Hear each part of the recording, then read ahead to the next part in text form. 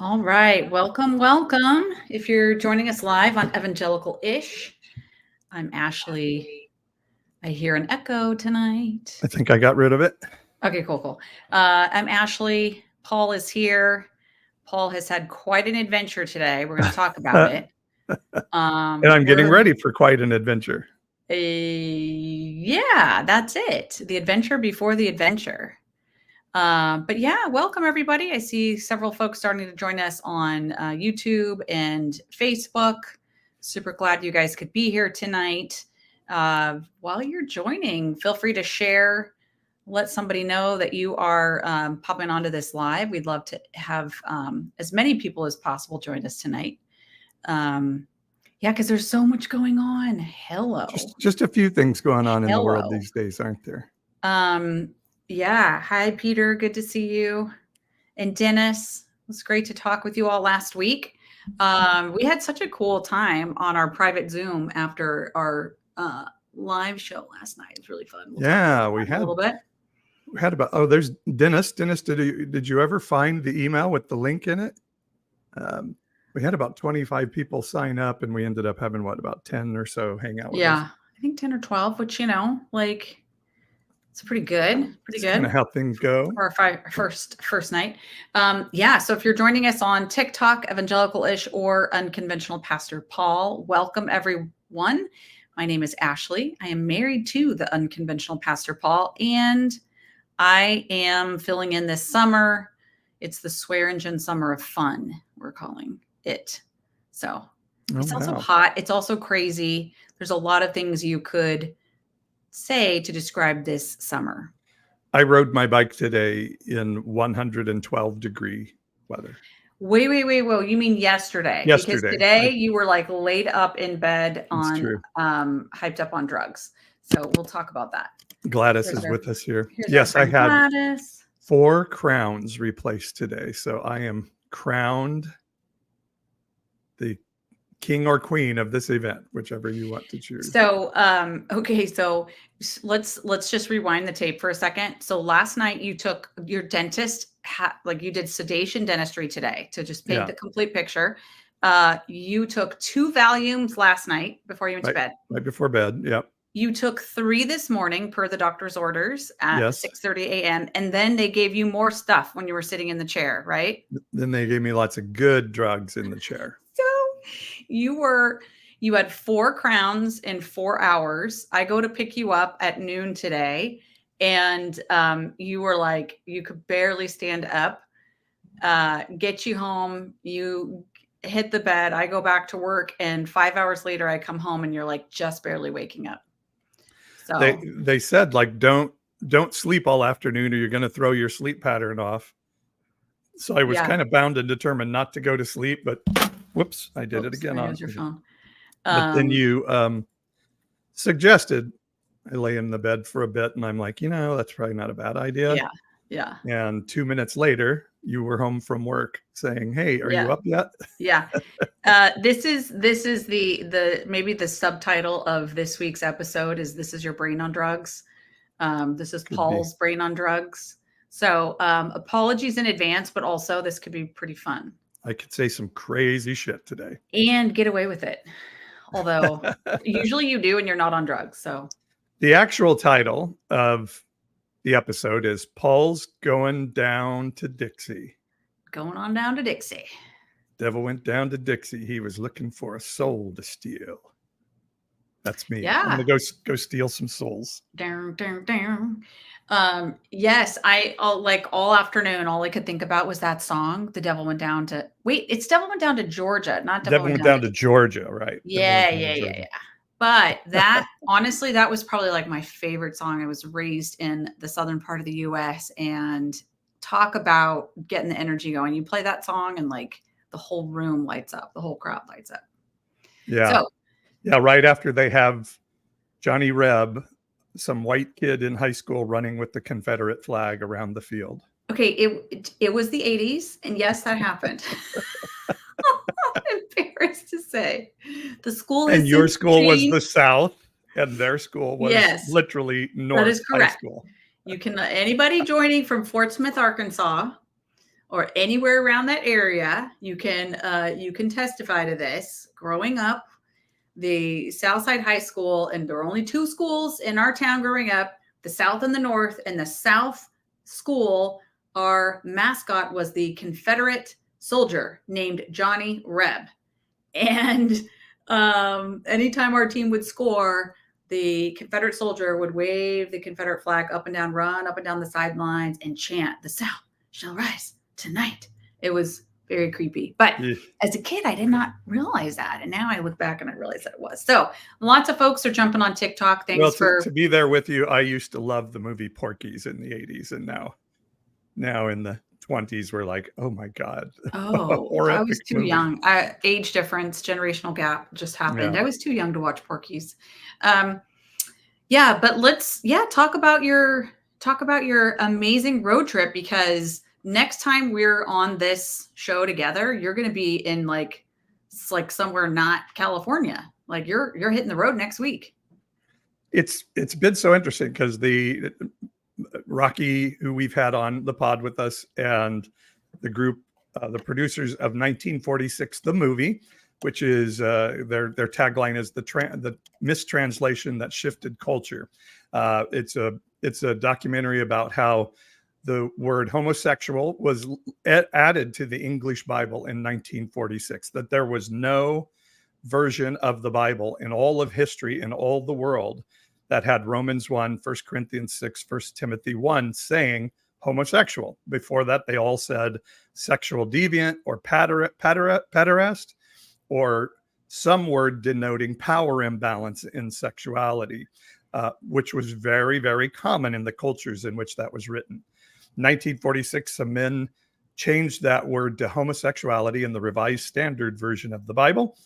A young man challenged that. He sent a letter to the head of the committee and saying, hey, you have this wrong.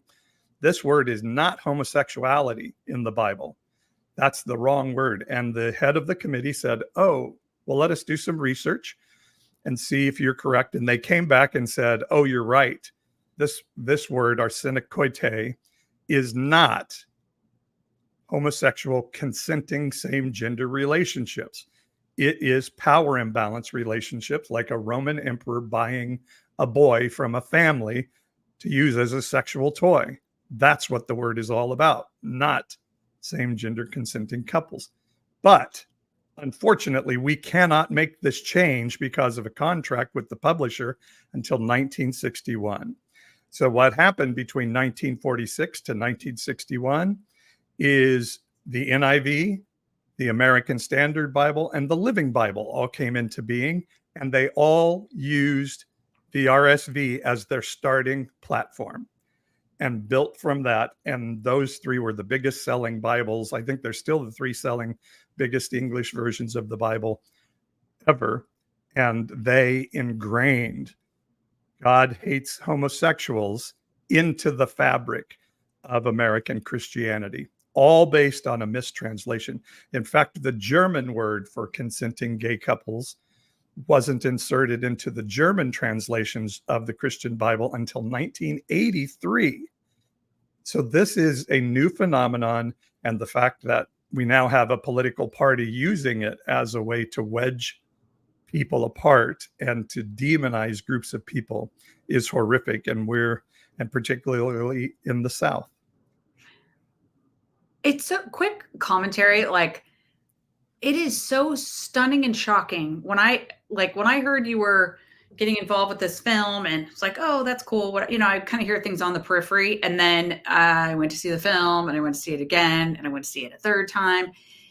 It is like, are you freaking kidding me? When you are like, okay, so I was born in 1972, went to a conservative Southern Baptist church, parents who were not that conservative, but like we were just around that all the time. And gosh, talk about the things that you think have always been true and are just like, this is just the way it is. I had no idea. This is such breaking news. This whole film, the way it builds the case, it shows all the factual documentation, all this kind of stuff. So, yeah. And spoiler alert, in case anyone is like going to watch it, 1946 was the first time this word was used, but it's so interesting to watch. But you're taking the movie on the road. You're going with a whole group of folks, and say more about where you're going. And if people are interested in stopping or joining you all somewhere along the road, how do they find out more about it?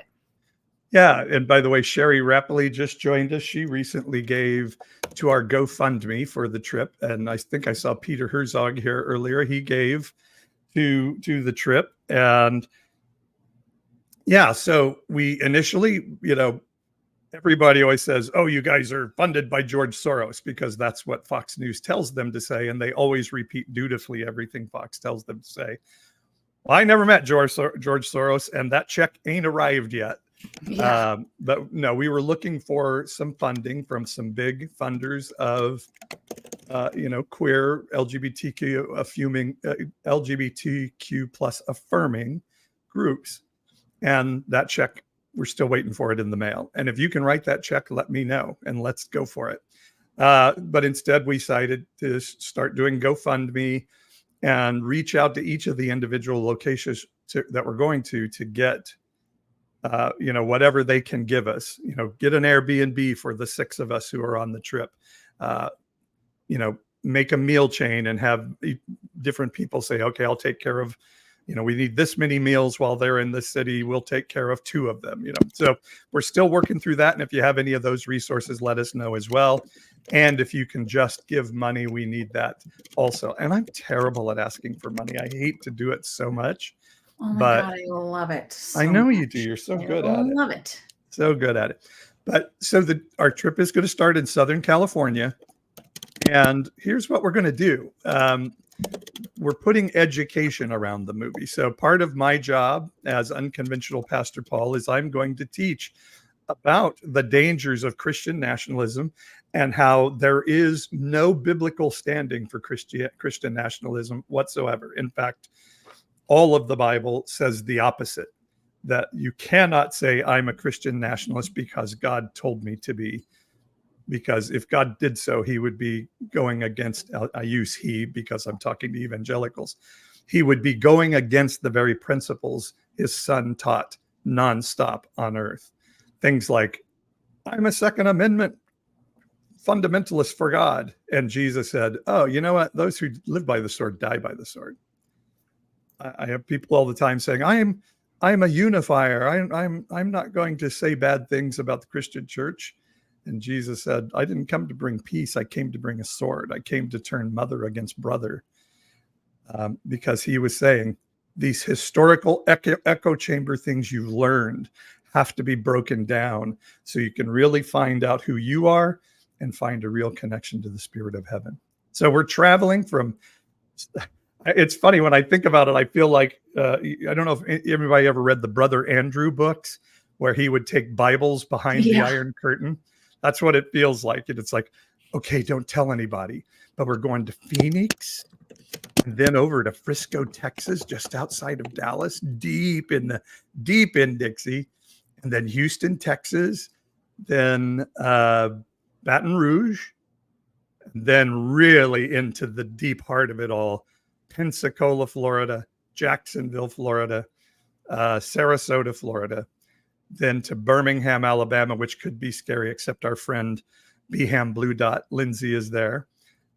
Then to Memphis, Tennessee, then to a town that scares me to death, Springfield, Missouri, where I got kicked out of Evangel College, back up to Colorado Springs, Salt Lake City, and then Vegas, where our journey comes to an end. Okay. Mental note, your Evangel College story is one you should tell sometime. Like that is worth, like, pull up a chair, sit down, and like just kind of relive that. By the way, is there still an Evangel College, or is it like turned into another university now? It's Evangel University. Evangel University. Okay. Yeah. Yeah. And I had a friend that I went to school there tell me that it's like blown up, everything Christian nationalist these days, they're very, very, very, very, very well funded.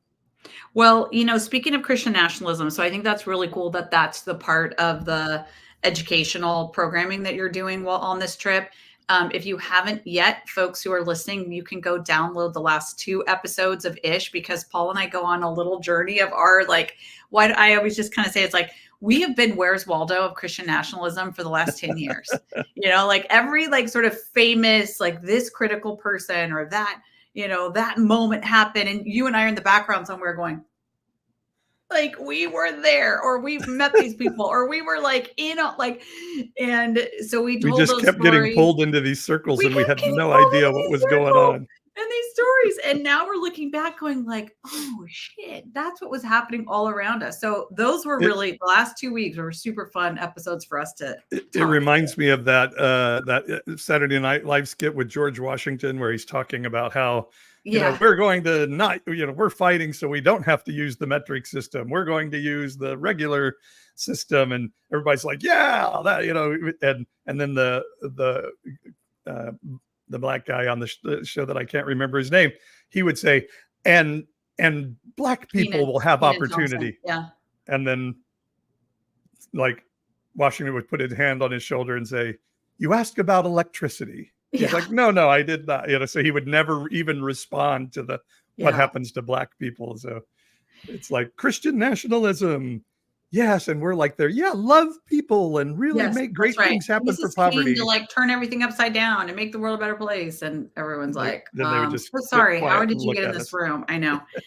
So anyway, okay. So Christian nationalism will be on the road. If folks want to, I know you guys are being very conscientious about security and that sort of thing. And so how do people like get information about where your locations will be? Is it on the website, 1946 website? No, you have to sign up. Sorry, there goes our dog. Gosh, I don't have it open right now, but Eventbrite, all the events are on Eventbrite. Okay. And you have to sign up for a free ticket before you, and you won't be told the location until the day before. So we're not putting out the locations in GoFundMe, because we really believe there are people that would want bad things to happen to us. Do you know, this is like getting off track, but it like that kind of happened to us at a local restaurant a week ago Friday. And it really scared the tar out of me. And frankly, I now, like I've had particularly like Black women and then also LGBTQ friends of mine who will say things over the years, like, depending on the way the election goes, I may move. I may be in Canada. I may be in Costa Rica. And I've always kind of been like, God, that seems like, you're fine. People say terrible things, but you're going to be safe. And then this thing happened to us a week ago Friday at a local establishment here in Fresno, California, which shall remain unnamed. And I felt the fear of God race down my spine. And then I was like, oh my God, this is what people have been talking about and feeling and saying to me. And I just feel a lot more sympathetic. And all this to say, I'm glad that the event locations are revealed like kind of last minute. I don't want to put it out there in the universe, that like something weird could happen, but it was wild what happened to us. Well, I've been having to have this conversation internally quite a bit. Why do you do this? And I'm a history buff. I love history, particularly Civil War and World War II history. And I've often thought, when these types of events happen in history, these historically divisive events happened in history, would I have been at Little Rock Central High School on the steps beseeching God to not allow these Black kids to come into our school and ruin our wonderful utopian center for white kids? Or would I have been the ones fighting for the right of all children to be able to have the best education available? Would I be, sitting with the Black kids at the diner where they were not allowed to sit because of the color of their skin? Or would I have been somebody saying, well, take it easy, it's going to work out eventually. I know they're shooting them with fire hoses and sicking dogs on them out there, but those guys doing that, as one former president of ours said before, they're fine people. These people, they're fine people that are turning the hoses on those kids. So who am I to say they're wrong? And I just feel like this is my moment to say, I want history to note that this person I am, Paul Avery Ray Swearingen, all of the above, is not too proud of life. I don't hold life too precious that I'm not willing to put reputation and even physical harm on as a possibility if it means we're helping stop horrible things from happening in this country. Yeah. And let me tell you, horrible things are happening. These Yeah. Bibles in the classroom, 10 commandments on the wall, those are not godly acts that are bringing God to the people of this country. They are an attempt by really misled Christians to force Christianity onto people through civil law. And all of history shows any attempt to force religion as a civil code onto a people group does not go well and does not have a good ending. And so these are very scary things that are being proposed through Project 2025 and the Republican platform and all of the above. Hey, so I just want to say thank you to They Call Me BK for liking the live. I will admit to not exactly knowing what happens when someone does that, but I think it's a good thing. But yeah, if you're watching now, share this, and hopefully we'll get a few other folks to jump on and join us. So that I appreciate hearing you say that. I know you shared that with your email list yesterday, that this road trip for you is important on so many levels, and probably the deepest of which you just expressed, which is you want to be on the record in this era that we're living in, because you can look back on past eras and realize, like, God, there were so many people that weren't. It allowed the perpetuation of a whole bunch of bad stuff, and you're at the like Fisher cut bait moment of your life. So that's what this road trip is all about. And sorry to like take a serious tone here, but it's, I think for me, I know me, and it's one of the reasons why I'm so grateful to be teamed with you, Paul, is because, I think that I'm the, like, just keep going, try to bring everybody together. It's all okay. And I need to be alerted. I need to be kind of like jerked up, by the nape of my neck sometimes, of like, no, this is not okay. And you bring that into our household. And I'm really grateful for that. Well, it's sad. It's sad for me. This man in this restaurant we were in the other night, he walked by scowling, and this happens to us sometimes because somebody we kind of recognize, that maybe we're all trying to figure out if we recognize each other. So I didn't think too much about it until he came and he stopped right by the table and he's looking at me, and then he moves around behind me. And I guess he says, "Is he okay?" Is that right? He said, "What's wrong with him?" Okay. So first of all, guess what? They Call Me BK says Springfield, Missouri is their hometown, and they're going to meet you on Eventbrite and go to the event. So that's awesome. I will be there, BK. Yes, and I can't wait to see you. Springfield is a particularly sensitive place for Paul, so he needs all the love and energy and support there in Springfield. The Mecca of the Assemblies. The Mecca, and maybe we'll get into that a little bit later. But so this is what happens at this restaurant, y'all. So we go in, kind of had a hard day. Paul's wearing Paul's favorite shoes, which happen to be a pair of black high-heeled open-toe boots. And Paul had told me they are wonderful. And you told me, like, I love these boots so much, I want to hug them. And that's when I knew you do, in fact, love these boots. So you're wearing your favorite boots. You're wearing like pants, t-shirt, shirt over that. You have your earrings on. You have your necklace on. You have your nails done. Your hair's kind of long. So it's like, not really sure, what the look is here. But, like, maybe you don't look could just like be a famous rock and roll singer. You are either Mick Jagger or you're not. But this, you definitely didn't look like tech bro or like guy off a golf course, So a bunch of them were there all wearing the exact same outfit, which is what I've always hated about male gendered clothing. Yeah. So Hawaiian shirt, khaki short dudes sitting at the bar. and one is definitely putting him back. I can because I'm looking at the bar. Paul's back is to the bar, so I'm like, we're over here on the wall. Here's the bar. I can watch these guys. So you must have caught this guy's attention when we walked in, because what just sitting there, I don't, with your back to them, I don't know how they would have noticed anything, but all of a sudden I'm noticing this man is like turning around, staring, like almost falling off his bar stool, like getting like dramatic drunk, like, head turns.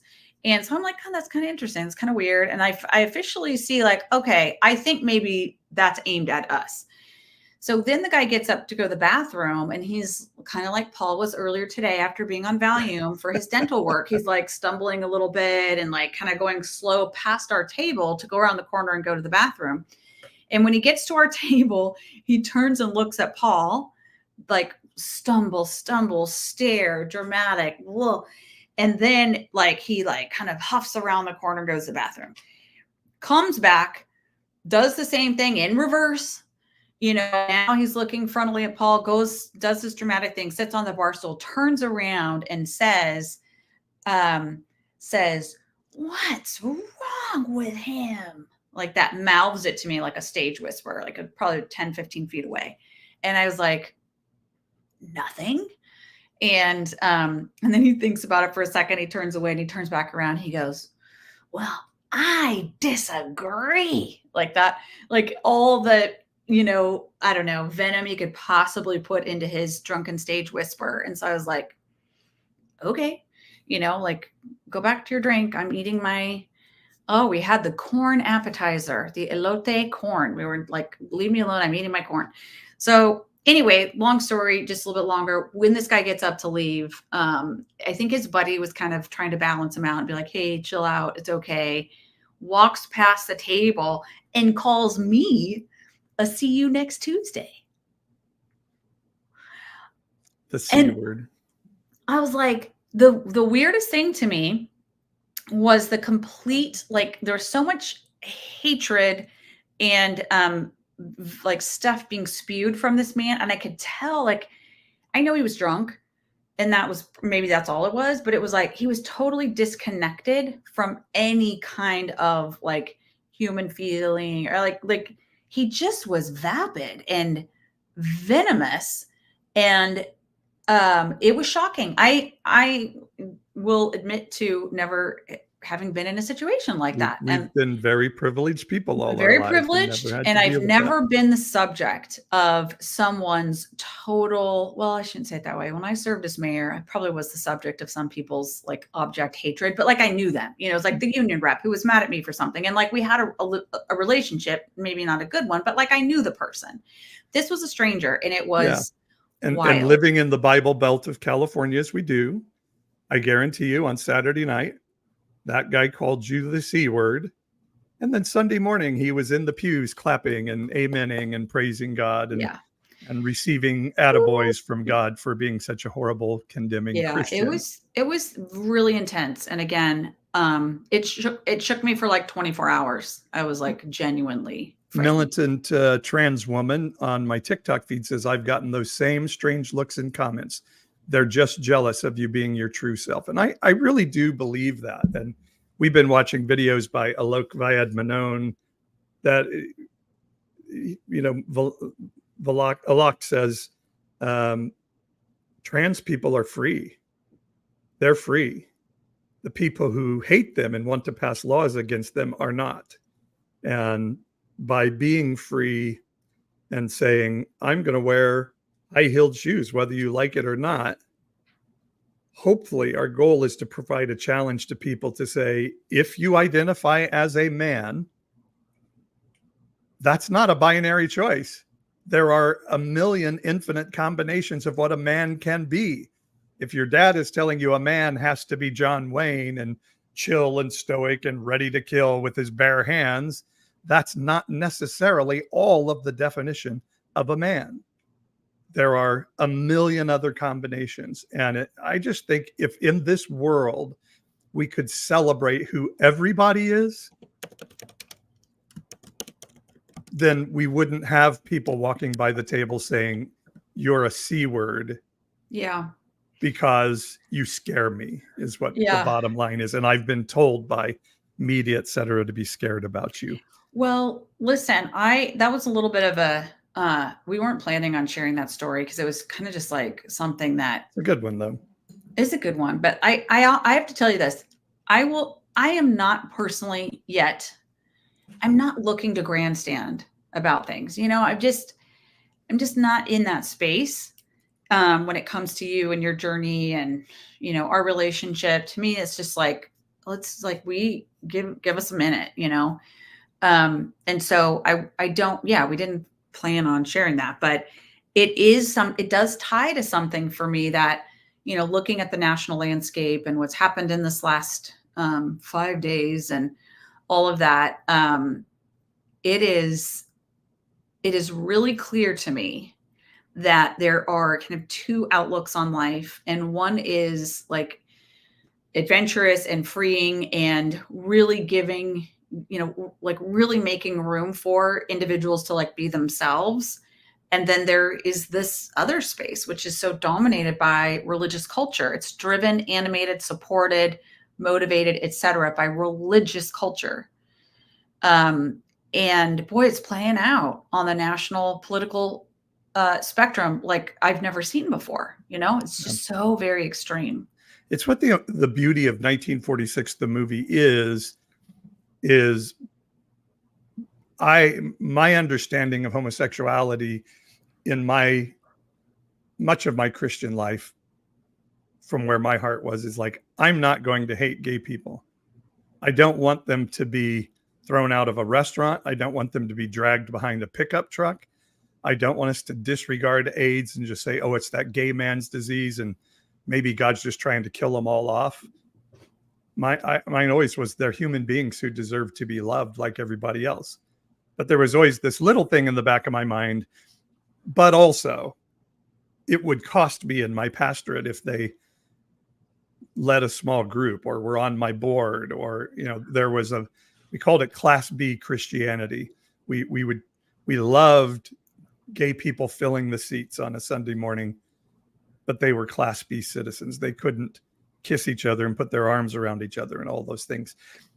And getting all of that unmoored and not saying, but the Bible. That's what you always hear. Yeah, I love gay people, but the Bible is clear. Yeah. And I want to say exactly. The Bible is clear. Lead not what you've been taught that it is. It is not a homophobic book. Yeah.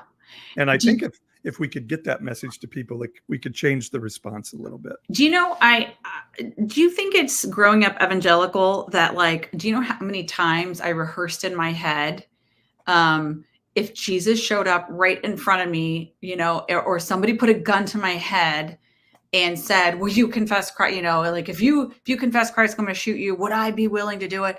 And that, like, I was always growing up, like, assessing, like, am I Christian enough? Am I a believer enough? And one of the things is, like, in that gnawing feeling in the back of your head, it's like, okay, but, love gay people. And also, like, if I really had a gun to my head, I'd have to say, but the Bible says, right? Like, that's the kind of, gnawing little thing you've got in your mind. That's absolutely, even though most of my formative years in evangelicalism were spent in non-denominational, kind of more free kinds of environments, that is still absolutely the way I felt. So all this brings me to something that happened to me at 2:35 a.m. when I woke up, because it was so damn hot upstairs in our house. Even though I had the air conditioning on, it was 80 degrees, and I'm a middle-aged woman, and I wake up, and I can't go back to sleep. So I grab my phone, which is what you're not supposed to do, because it stimulates your mind, but I do it anyway. And I don't know, I was flipping through something, and this little news clip comes up of Vice President Harris giving a speech yesterday. And in her speech, she's in Milwaukee, and in her speech, she, she's laying out, there's two visions of America, this one, and she makes the point where, we're not going back. And this is what happened at 2:35 a.m. I'm watching this clip, and the whole crowd, 3,500 people in this stadium, not going back. They start chanting, not going back. And this for me was not as much about Vice President Harris as it was imagining 3,500 people in alignment saying, like, we want a different future and all means all, and we don't want to be exclusive to people in our communities, et cetera, and not going to go back to that day when we could do that. And we did do that in our country. I started crying in the bed at 2:35 in the morning. It was so moving and inspiring. So the cities we picked on this tour, Rocky Ruggiero, the director of 1946, the movie, painstakingly went across, looking across the southern United States, finding the cities where they have the highest prevalence of book bans, where they have the highest prevalence of anti-LGBTQ plus legislation that's been proposed, where they've had incidents of queer harm.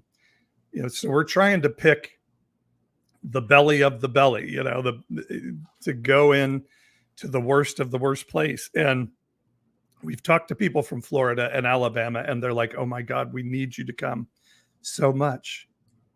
Because I believe, and I don't think it's overly dramatic, when a presidential candidate says those people coming across the border are rapists and murderers, and oh look, here was a murder by one of them, that justifies that we should hate all of them.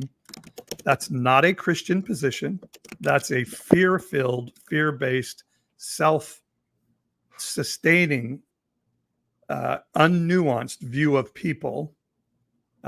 By far, per capita, more crimes are committed by American citizens than non-American citizens of the country. It's not even a close comparison. And then I'll have people say, well, they have more of a right to commit crime than those immigrants, which is an ironic statement. When we say trans women are pedophiles trying to get into women's restrooms to get children, you're putting trans women at harm. At the very least, trans people have to try to avoid using the bathroom as much as possible out of fear of what will happen to them in the bathroom. So they get UTI infections and things quite often because they're afraid to go to the bathroom. It's a very vulnerable place. And I just keep asking people, is this who we want to be? Like, statistically, it is, statistically insignificant of the number of times a trans woman has harmed a child in a women's bathroom. It simply does not happen in America. Now, take the statistics of white men attacking children in a men's bathroom. The number is exponentially higher. So we're not making, like you say, data-based decisions. We're making fear-based decisions. We're making propaganda-based decisions. We're making politicized decisions where a political group, and particularly led by one orange-haired man, to say, I can use these people as a foil, just as another culture used Jewish people as a foil, or many others have used Jewish foils through the years.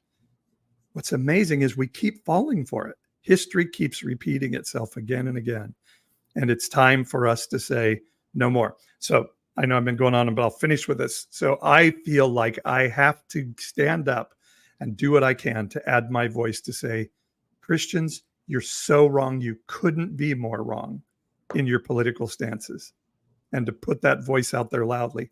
Many of you out there might well do the same if your life afforded that opportunity. I'm blessed to be in a place with our children out of the house, Ashley with a great job, that I can do this.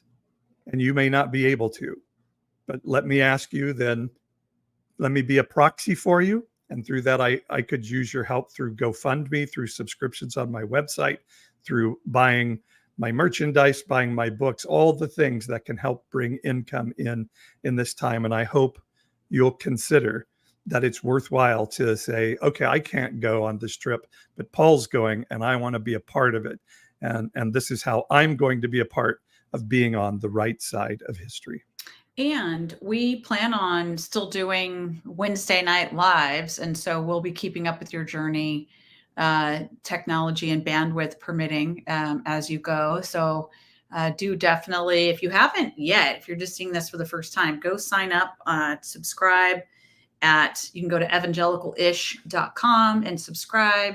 You can also sign up there for support, $4.99 a month, $15.99 a month. That would be an amazing way to support. And also your website directly, Unconventional Pastor Paul, pastor-paul.com.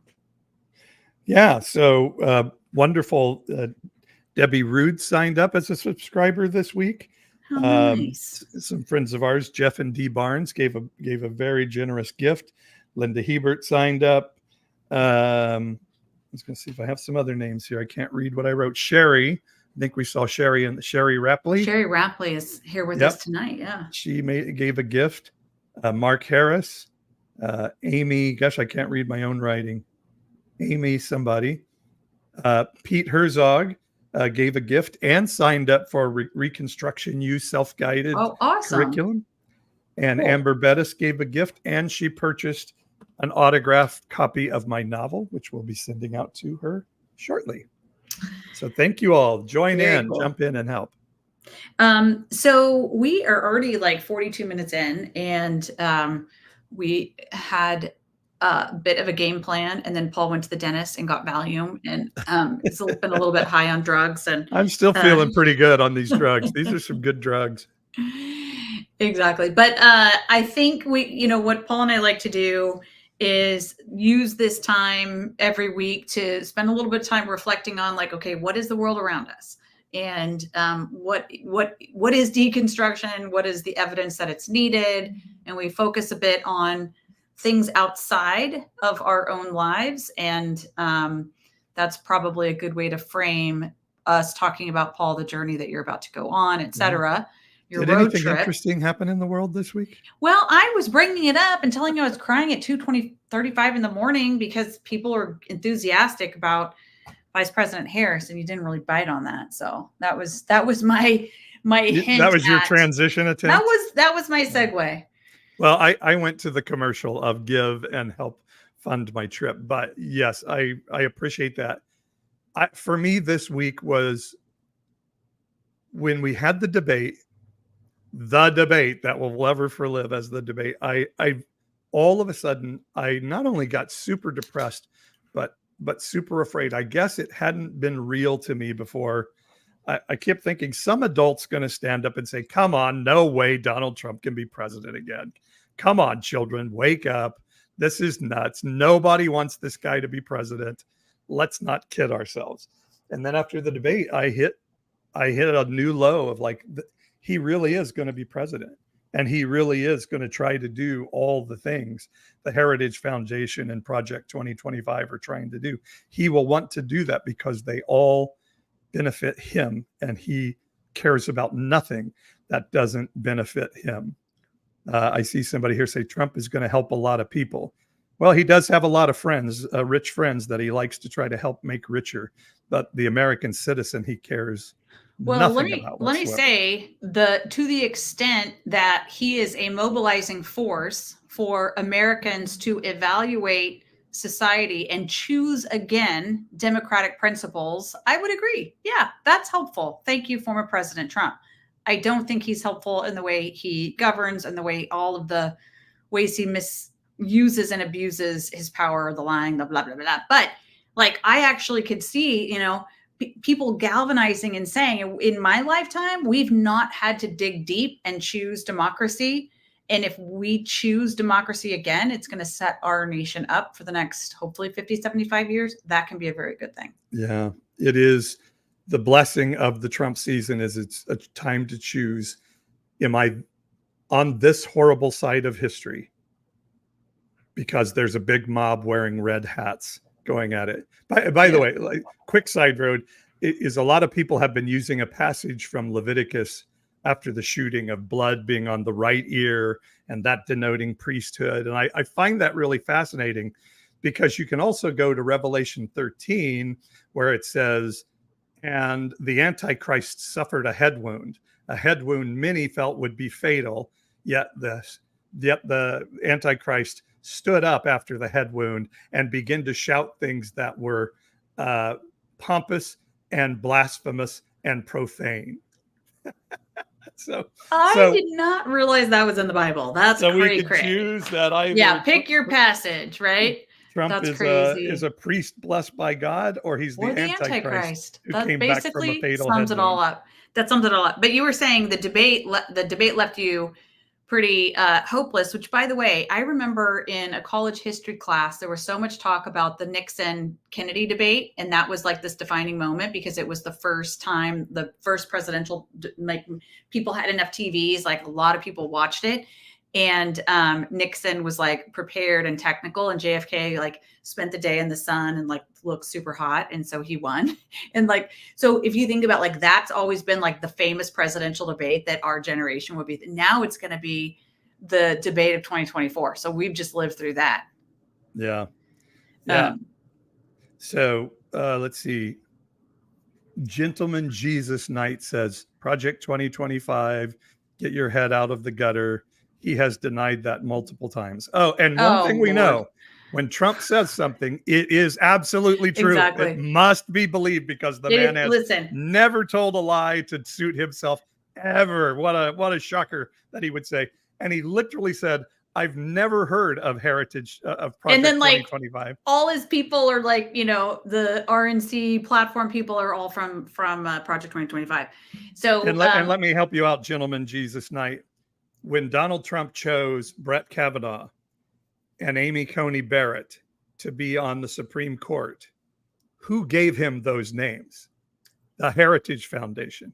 They gave him a list of judges, and to get their support, they said, these are the judges you're going to have to choose from to the Supreme Court. And he guaranteed them they would.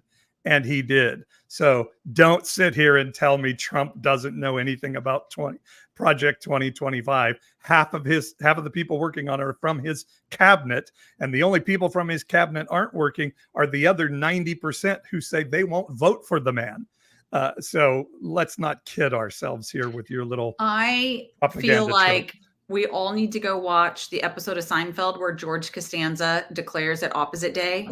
And he did like whatever was his natural instinct. He did the opposite. And he was like this wildly successful person that day. So yeah, living with the Trump projection is just like do George Costanza opposite day. And that's the way I think about it. Okay. Well, anyway, let's Trump saying, I got rid of Roe v. Wade. And I really stand for women's rights. Yeah. And, I don't, state's choice. That's how it should be. Anyway, okay. I'm feeling like negative thinking so much about this. Let's go back to the pivot and the feeling depressed, watch the debate, hopeless, and then feeling encouraged. Now. I was stunned at how depressed I felt after the debate because I'm not a Joe Biden worshiper. But I am very worried about Trump. I couldn't believe how depressed I was after that debate and continually getting more depressed when I heard Joe Biden, who, whatever you think about him, I've always thought he cares about people. He's a good man. But then when he was talking about the fake media and fake polls and stuff, I'm like, how is this any different than what Trump does? So when finally it came around and he stepped aside, and there became what the Republicans wanted to say, it's going to be chaos. It's going to be chaos. And that chaos turned out to be, and it's not totally done yet, but it turned out to be a real coalescing around VP Harris, who, again, if I were to choose one person out of the world I wanted to run for president, it wouldn't be her. But when I saw the excitement she brought, just inside of me, I was stunned, like, yes, I don't have a choice between two 80-year-old men who still think, 1952 was the greatest moment in American history. And now we can start looking forward. And I was really bummed because I was like, thank God we finally have a Gen X president. And then somebody told me, no, she's not Gen X. She was born in 64, which is the last year of Boomer. But somebody told me this week that the Boomer era is considered to end in September of 1964. And she was born in October. So she is like the oldest Xer. Boy, you are really clinging to that. I am so excited. I don't want to have a Boomer. I don't think we should have a Boomer president ever again. God bless you, boomers. You've done your damage. Move along. I'm ready for a non-boomer president. Is President Biden, is he boomer? Is he like a really old boomer, or is he World War II generation? That's embarrassing that I don't know. But like it's a good question, because I did hear somebody say Trump is like right up at the top of the oldest boomer you can be. So Biden may be a World War young, II a young World War generation. II. But Yeah. appreciating the comments about what a hero President Biden is. And it's so rare these days to see sacrificial leadership in political ranks. It's almost unheard of. And boy, oh boy, does it make his voice booming and compelling. His voice is now the most compelling and the one that will have the greatest impact on people's hearts and minds, because he's made a sacrifice. He is not serving himself. He's stepping aside, and yeah, God, I loved it. That just was so meaningful to me. I was listening to a podcast today where they said he's going to get a 10-minute standing ovation at least at the Democratic National Convention. I hope so. All right, we only have a few minutes left. 8 minutes or so ish. Gosh, how did that go so fast? 8 minutes ish for ish. So wanted to spend a little bit of time on just personal reflections, as I started to say about, 45 minutes ago, and have not been able to finish my point. We'd like to spend time on our shows here weekly, first looking at kind of what's going on around us, Christian nationalism, what's going on that needs to be deconstructed, etc. But we are also really committed to sharing our own personal reflections, because we don't want to just be like the assholes who are talking about how everybody else is jerky or whatever. Like, we are in learning mode all the time at this stage of our lives. And so we wanted to share our own personal reflections. And then we're going to close out on what are you reading or what are you ruminating on this week? So that's for both of us. So let's start with you, Paul. What are your deep thoughts, your personal reflections this week? Well, my deep reflections have been, do I want to do this? Would I walk across Selma Bridge and let Bull Connor's men beat the shit out of me? That's been a major part of my thought process this week in deciding, though it cost me, this is where we are. This is the time in history that the mob is going the wrong way in our country. And we can't afford to not have people standing up and saying, no, the mob is wrong.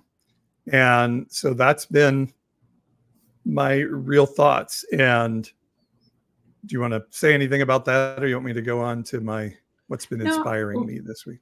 Well, I'll chime in. In all candor, I would say this last week has probably not been a week of deep reflections or, personal inspiration. I think I've been in grinder mode and just kind of managing through life this last week. Except for I see a few little rays of light in my otherwise just kind of congested, heads down week.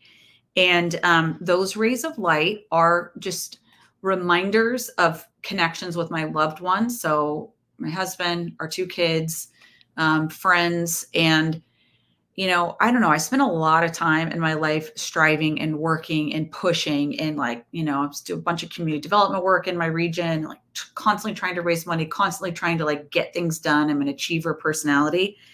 And I had some setbacks this week on my professional life. And so I was feeling pretty downcast about it. And the thing that brought me back to life, it was like water on a dry sponge, was literally just reflecting on and holding dear 3 or 4 people in my life, my loved ones. That's literally everything at the end of my life. That's the only thing I want to care about. So I think that was a good reminder of kind of get over yourself and the things you think are important, and just allow yourself to feel connected to your loved ones. And that was really kind of my inspiration for the week.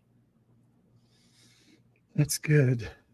That's good. I tend to have a sense on a regular basis of good things don't happen to me. And I think it's part of why I'm timid to ask for money or anything like that. And so I've just had a few people inspire me to like, hey, you are doing something worthwhile.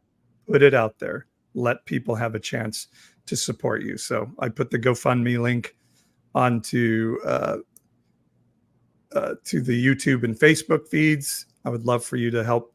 And also it'll be in my Linktree bio. But the other thing that's really been inspiring me this week is a speaker, comedian known as Alok Vyad Menon. And I don't know if everybody's heard of him. I'm trying to see if I can share something here. Whoops, excuse me.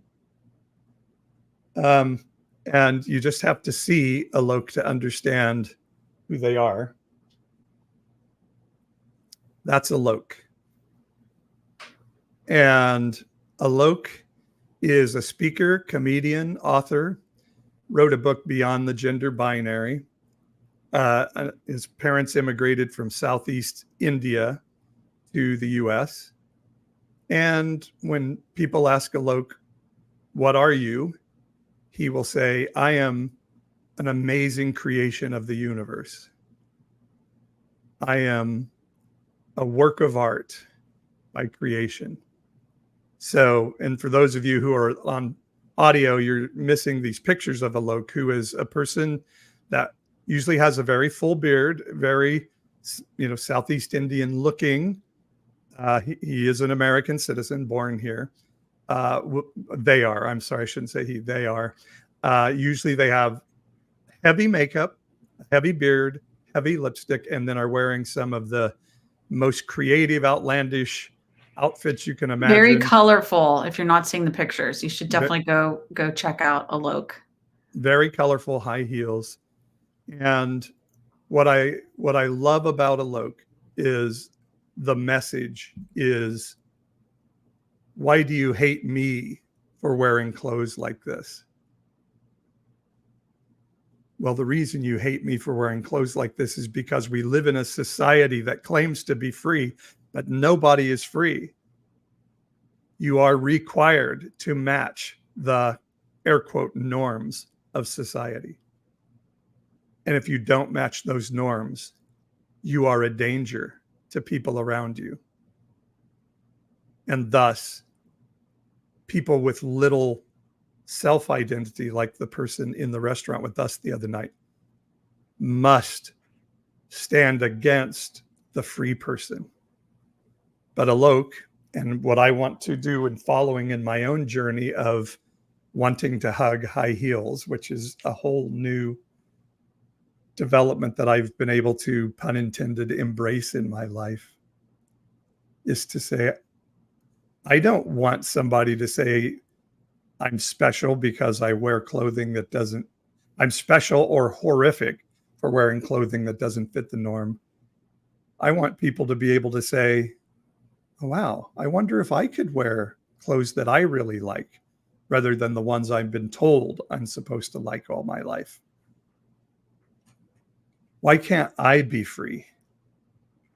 And I think the right-wing movement is built upon the platform of freedom, though they scream it all the time. Freedom is dangerous. If you're not teaching what we're telling you to teach with the Bible in the classroom and the 10 Commandments on the wall and constraining everything with Christianity, then we're in trouble.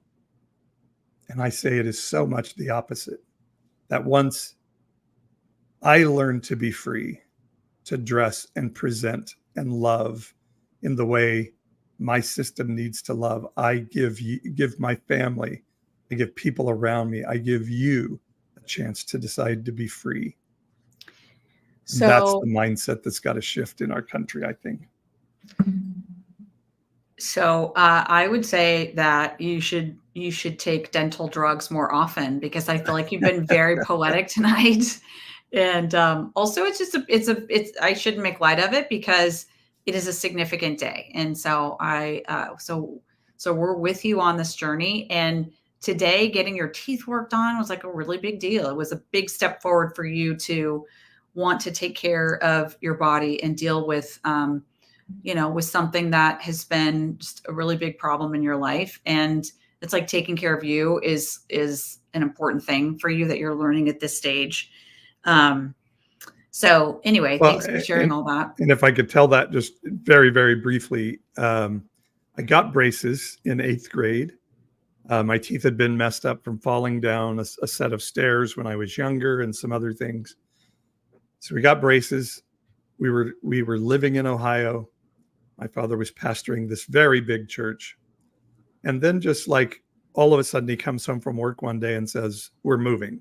And 2 weeks later, we were gone, which is a really unusual circumstance. But in the meantime, it's like, okay, we've got to go to the orthodontist and get this orthodontia work taken off.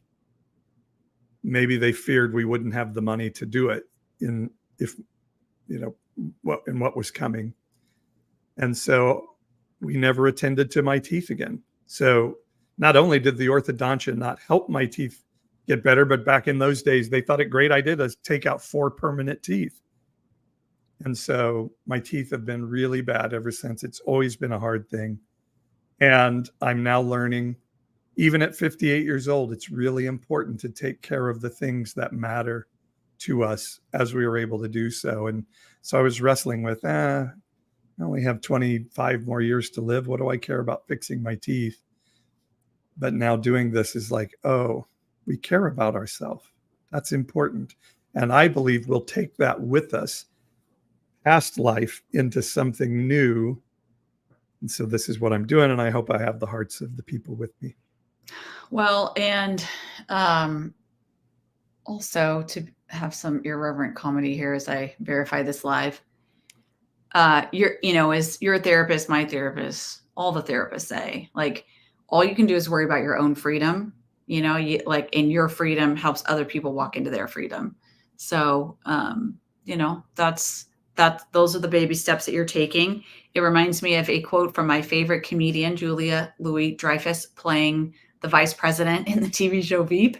She famously says, freedom isn't meedum, it's weedum.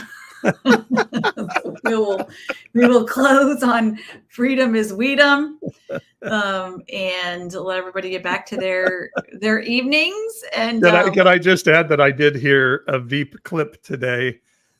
Somebody was talking about the possibility of VP Harris choosing, doubling down on Trump's weak point and having Gretchen Whitmer be her VP. And they played a clip from Veep of where somebody suggested a female VP for Selena Myers run for president. And she was just like, 2 women? Oh, baby, America's not ready for that shit. Oh, yeah. Yet. They're one of my favorite episodes. Like, we could do a whole podcast on how Veep got me through the Great Recession. I literally consume every word. It's the most hilarious stuff. There's a moment where she turns to a female, another female who's running for president, and she says, "Stop your whining and man up."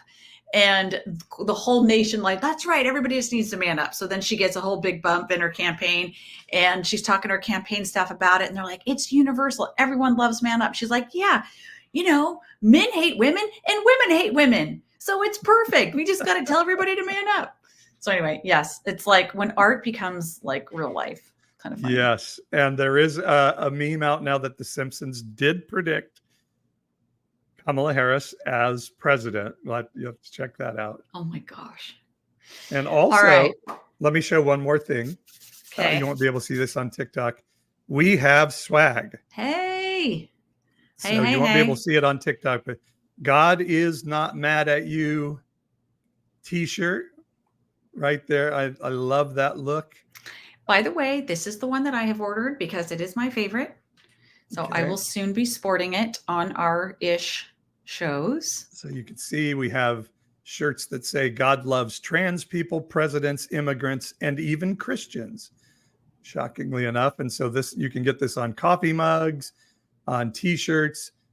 We have the religious right, religiously wrong.